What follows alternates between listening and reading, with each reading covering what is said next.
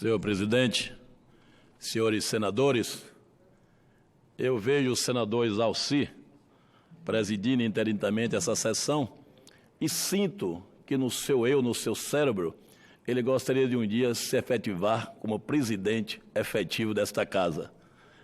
É evidente que o senador Chico Rodrigues, esse grande representante do norte do Brasil, ex-governador, também almeja este cargo. E eu quero dizer a vossas excelências que estarei nesta casa para poder exercer o meu voto para que um de vossas excelências possa assumir um dia efetivamente este cargo.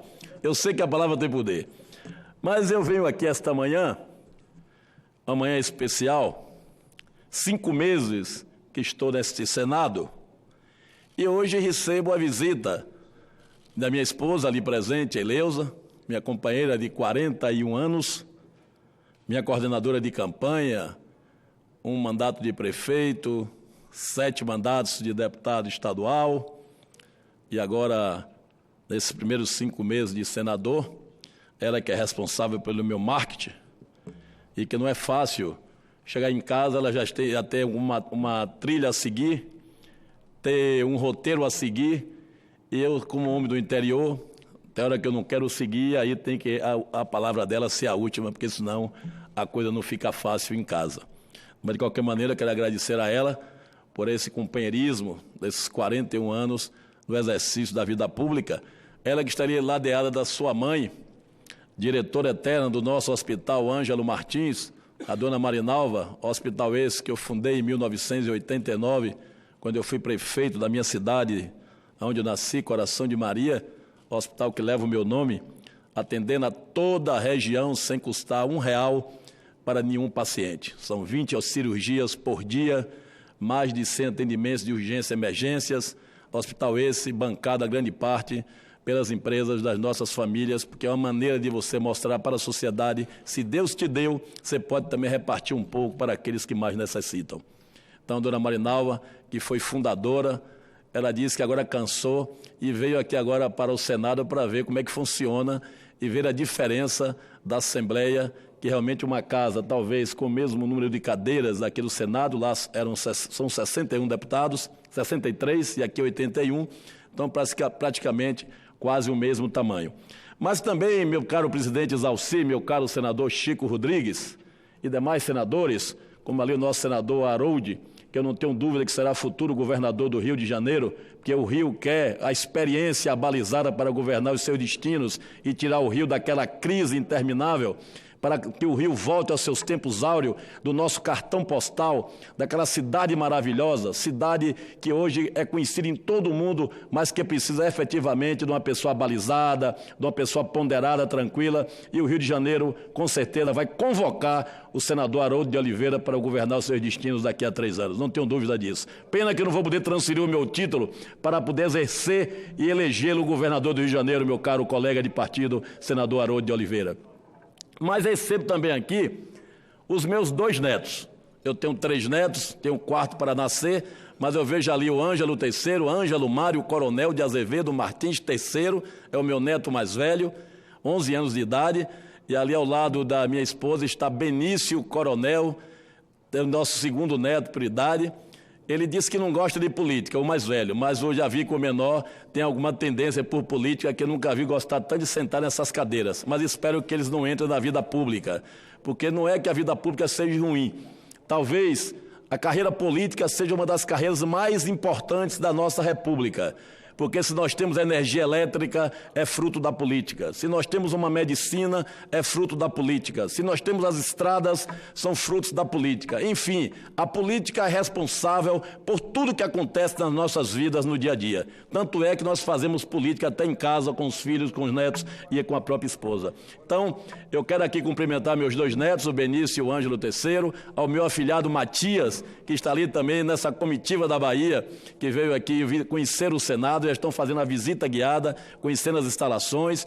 Ali a nossa Maluzinha está ali presente também, a amiguinha aqui deles de Brasília, a Maria Fernanda e o Matheus, filhos também do deputado federal Juscelino, do Democrata, que são amigos nossos de família. Estão ali o time de 6 pequenos, 6 garotas que vieram aqui conhecer por dentro do Senado, o interior do Senado. Isso é muito importante quando a gente desperta a curiosidade em crianças para conhecer aonde acontece, aonde são votadas as leis, aonde se dirige esse país.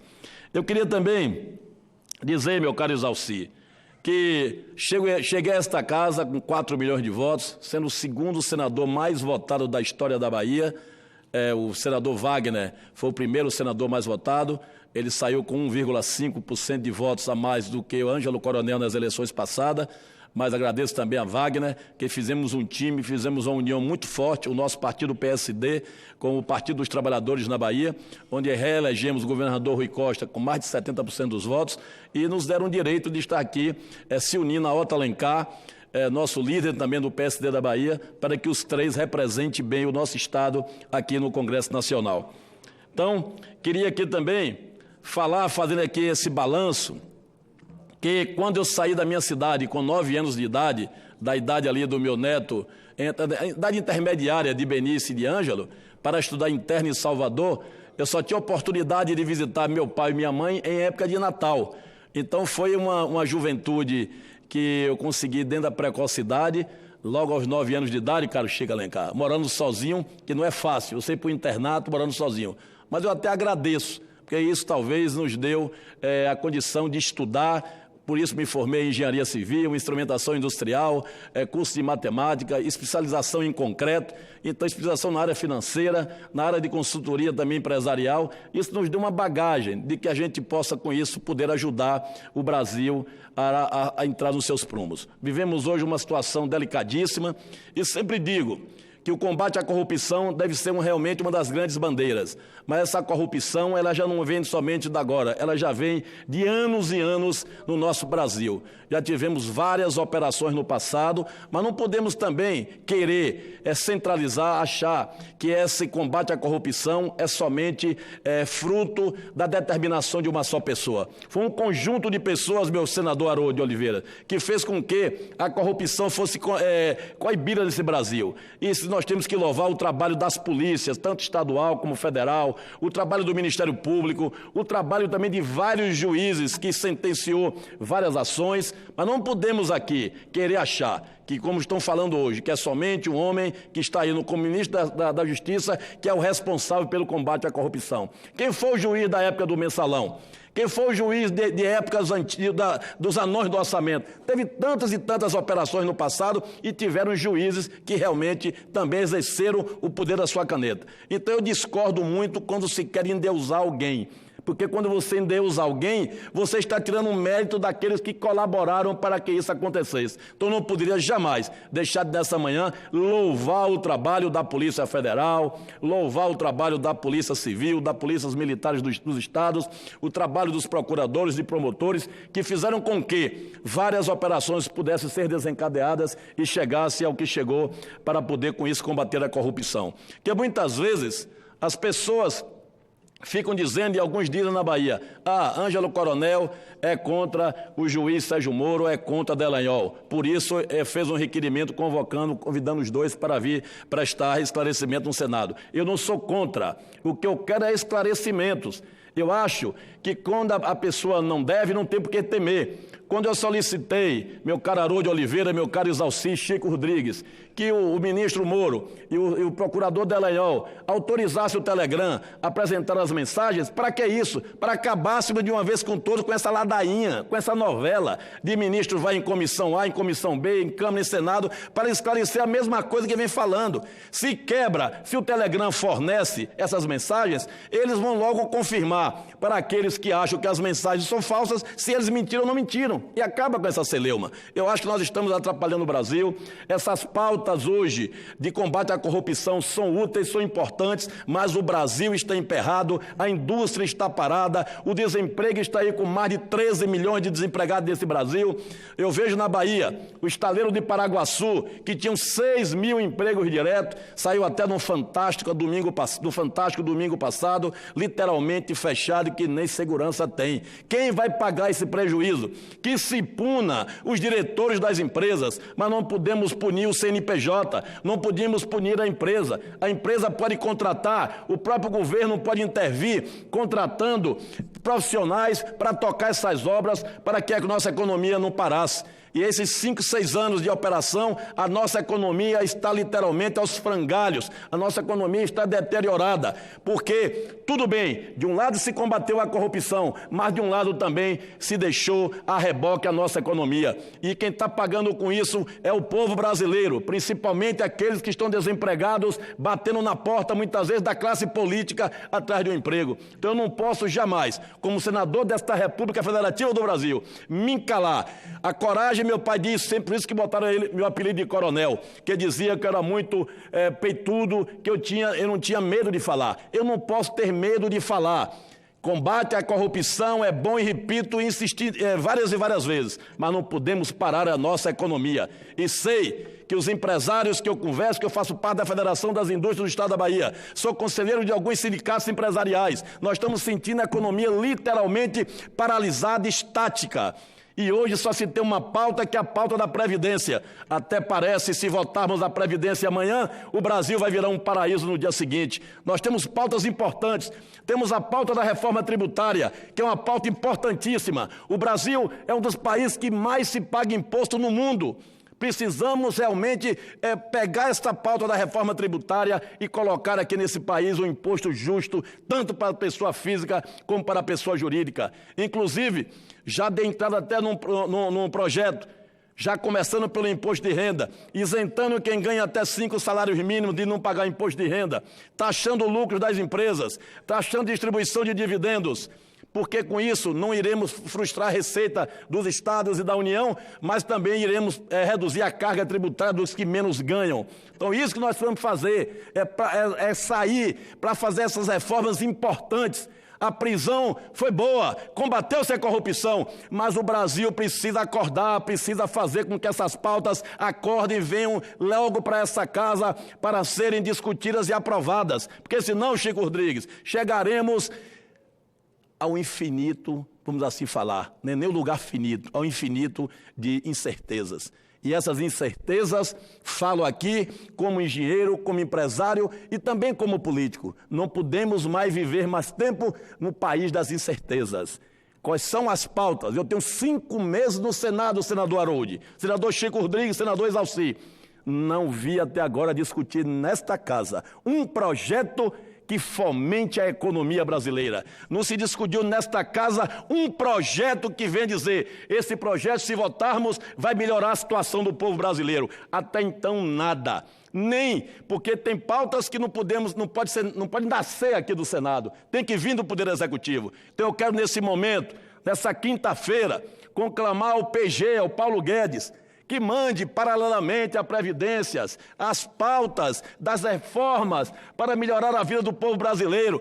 Se você gera emprego, a indústria produz mais. Se a indústria produz mais, o comércio compra mais. Se o comércio compra mais, o consumidor compra mais. Então isso é uma engrenagem, isso é uma roda que tem que estar lubrificada. E hoje a roda está emperrada, a roda não roda. A roda está paralisada. Precisamos fazer com que a indústria cresça para gerar um emprego. A indústria crescendo, o comércio cresce. E com isso a gente vai ter um povo brasileiro, pelo menos com esperanças de dias melhores. Não sou contra presidente. Eu sempre disse aqui, vim para esta casa aliado do Partido dos Trabalhadores, mas o que for de importância para a República Brasileira, estarei aqui pronto para votar, como eu votei a favor do governo no quesito das armas, porque eu acho importante armar o cidadão para defender a sua propriedade. Principalmente, eu não vou aqui dizer que já fui vítima, mas muitos amigos já foram vítimas de postos de gasolina nas rodovias assaltados, de fazendas assaltadas, de produções no pátio sendo roubadas e o cidadão não ter o direito de ter uma arma para se defender. Então, não importa se são pautas do governo, são pautas que eu acredito. E se eu acredito, não tenho que olhar o partido que eu estou filiado. Eu tenho que votar naquilo que eu tenho com convicção que é bom para o meu Brasil. Mas, senhores senadores, senhoras senadores, eu sempre digo aos meus netos, e não incentivo nenhum deles a entrar na política, Mas o meu filho mais novo, o Diego Coronel, que é deputado estadual pelo estado da Bahia, que já foi prefeito também da minha terra, deputado com mais de 100 mil votos, o segundo mais votado do estado, ele um dia, com 16 anos, ele morando nos Estados Unidos, disse: pai, vou voltar para o Brasil, depois do meu intercâmbio, e quero lhe seguir, quero ser político. Eu disse: rapaz, esqueça isso, faça como seu irmão mais velho, vá para o lado empresarial, vai gerar emprego, vai gerar renda. Ele disse: se você fumasse, você não tinha autoridade de me pedir para não fumar. Se você é político, você não tem autoridade para que eu não entre na vida pública. Ele simplesmente me desarmou, foi o prefeito mais jovem do Brasil, hoje deputado estadual com a votação expressiva, fazendo lá um grande mandato. Ele que está me escutando nesse momento, um cilindro caiu no seu pé domingo passado, no evento visitando a cidade de Remanso, o dedo do pé dilacerou, 4 horas e meia de uma cirurgia para reconstituir, mas graças a Deus já está tudo bem. Eu tenho orgulho muito do meu filho Diego, que é o meu sucessor nessa área política, e orgulho também do meu filho mais velho, Ângelo II, que está também na altura dessa lá no escritório, que representa, que eu sempre digo, é o dono dos nossos negócios, porque eu já me aposentei da atividade empresarial, hoje eu estou focado na atividade política, porque eu sempre digo, política, para mim, não é profissão, política tem que ser por vocação. Eu fui vocacionado, Deus me instruiu, Deus me colocou no caminho da política, tanto é que são 7 mandatos, não é pouco, são 30 anos de vida pública ininterrupta, e graças a Deus, ficha limpa, por isso que eu posso falar à vontade, não tem uma mácula no meu nome, o doutor Google está aí para responder quando a pessoa consulta, e posso falar aqui de peito aberto, com coragem. E para poder você falar com coragem, você tem que ter a vida e a sua conduta ilibada. Vamos consertar esse país. Para isso é preciso que o senador Exalci levante essa bandeira, que o senador Chico, o senador Harold, que esta casa levante essa bandeira, porque a bandeira do trabalho é a bandeira mais importante, que esse Brasil só vai para frente se gerarmos emprego, porque o emprego é quem fomenta a economia. E para isso nós temos que fazer uma união de todos os partidos desse país, fazermos um blocão para que a gente deixe as querelas políticas para o período eleitoral e todos se unam para que a gente possa colocar esse Brasil nos trilhos, independente de quem vai ficar os louros dessa vitória, porque para mim o grande vitorioso não serão os partidos políticos, será o povo brasileiro que vai começar a olhar para a classe política com mais respeito. E hoje é difícil o povo brasileiro olhar a classe política com respeito. Hoje, o povo brasileiro só vê a classe política com desconfiança, porque, infelizmente, muita lama